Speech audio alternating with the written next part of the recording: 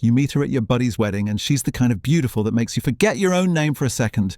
Red dress. Confidence that could fill a stadium. When she laughs at something the DJ says, half the room turns to look. You end up next to her at the bar, mostly by accident, and within 5 minutes she's making fun of your tie while simultaneously telling you your shoes are decent. You're confused, but intrigued. Her name is Valentina. 3 months later, you're dating. 6 months after that, you can't remember what life felt like before her. A year in, you're on one knee at a family barbecue, sweating through your shirt while her father stares at you like he's considering whether you're worthy of breathing the same air as his daughter. You ask, she says yes. Her mother starts crying before the question is even finished. The family explodes into cheers. Congratulations, you just proposed to 17 people. Because marrying Valentina doesn't mean you're joining a family. It means you're being absorbed into an organism.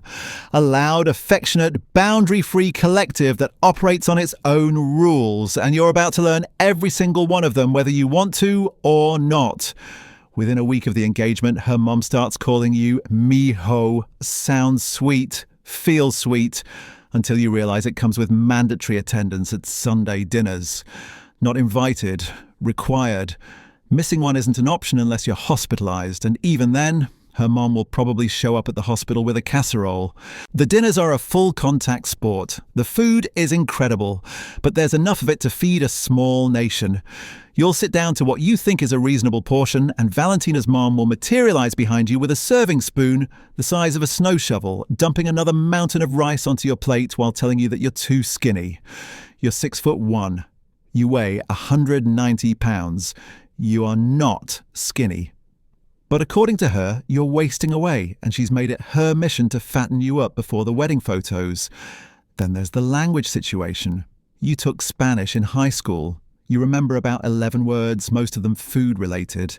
Valentina's grandmother speaks zero English, not a little, zero. But she talks to you constantly, firing off rapid sentences while gesturing like she's conducting an orchestra. You nod and smile like a golden retriever, catching maybe one word out of every 20. Sometimes Valentina translates, other times she just watches you struggle, smirking from across the room while you try to figure out if her grandmother is complaining about the weather or declaring a blood feud with a neighbour. Personal space is not a thing anymore. Valentina's family greets you with hugs and kisses every single time they see you. Every time. You could have seen them 2 hours ago, doesn't matter. Full hug, kiss on the cheek. Your own family shakes hands at funerals. This is an adjustment. Her sisters adopt you immediately. They treat you like a combination of a younger brother and a science experiment.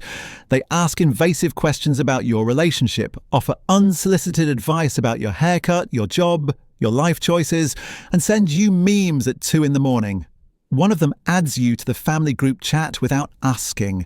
There are 47 people in it. It never stops buzzing, ever. The brothers are different. They don't say much at first. They just watch you during dinners, sizing you up like bouncers deciding whether to let you into the club. Then one Saturday, the oldest one, Carlos, asks if you want to help him fix his truck. You tell him you don't know anything about trucks. He hands you a wrench anyway. 3 hours later, you're covered in grease, you've somehow learned to replace a fuel pump, and Carlos calls you hermano for the first time. You've been initiated. Wedding planning starts, and you quickly realise this isn't your wedding. This is her mother's wedding, and you're a well-dressed guest who happens to be standing at the altar. You thought you'd have input on the venue or the guest list. Wrong. Her mom has a binder. The binder has tabs. The tabs have colour-coded sections. She's been planning this since Valentina was 7. The guest list spirals. You wanted something small, maybe 75 people? Her mom laughed. Actually, laughed. The current count is over 300 and she's still adding names. Still, you don't recognise half the names.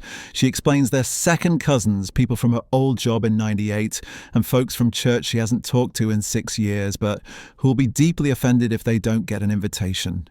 You give up trying to negotiate. Music becomes the next battleground. You suggest a DJ who can handle everything from salsa to top 40. Her mom physically recoils. She insists on a live band specializing in cumbia, salsa, and rancheras. You don't even know what a ranchera is. She informs you that without live music, it's not a real wedding, it's just a party with vows.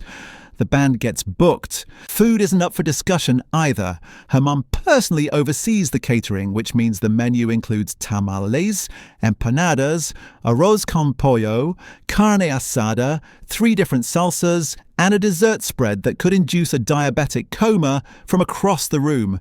You gently suggest maybe it's excessive. The look she gives you could strip paint. You never mention the food again? Then there's a tire. Valentina warns you her family treats wedding clothes like armor for battle. The women will arrive looking ready for the Met Gala. The men will wear suits so sharp they could cut glass. Your groomsmen need to match that energy, or they'll look like they wandered in from a different event entirely. You fire off a panicked group message immediately. As the big day approaches, something shifts in your understanding. This isn't just about marrying Valentina. You're being absorbed into an entire living organism. A loud, affectionate, utterly overwhelming world where everyone voices their opinion, secrets don't exist, and the food supply never runs dry. But slowly, you're realizing something else. You're not losing your old life. You're gaining something you never knew was missing. The wedding day hits like a Category 5 made of roses and tequila. You wake at 5 because her aunts have already commandeered your apartment, cooking breakfast for what looks like the entire wedding party. At least 20 people fill your living room. You definitely didn't invite them. They've made themselves completely at home. Your groomsmen arrive looking shell-shocked. They're solid guys, but nothing prepared them for this. One whispers that he counted 4 overlapping conversations in the kitchen, all in Spanish, all at maximum volume. You tell him to strap in. This is only the beginning. At the church, her mum is simultaneously everywhere, adjusting flowers, realigning chairs, barking instructions to vendors in rapid-fire Spanish. She spots a tilted candle from 40 feet away and corrects it herself. Nothing escapes her notice. She's been preparing for this her entire existence.